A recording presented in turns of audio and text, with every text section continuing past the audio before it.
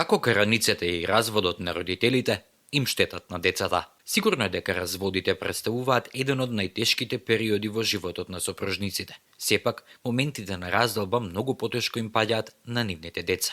И не само тоа. Истражувањето кое го спровеле научници од Универзитетот Кернеги Мелон во Питсбург, а во кој учествувале 200 испитаници, покажало дека кај децата со разведени родители се создава поголем ризик од проблеми со здравието. Поточно, караниците на родителите негативно влијаат на физиологијата на децата, што доведува до зачестени воспалителни процеси и со самото тоа до поголем ризик од хронични заболувања. Непостоењето на комуникација помеѓу поранешните сопружници ги зголемува ризиците за инфекција кај децата за 3 пати, и тоа за 20 до 40 години подоцна. Не само караницата, туку и нерешениот конфликт остава последици по здравието на детето.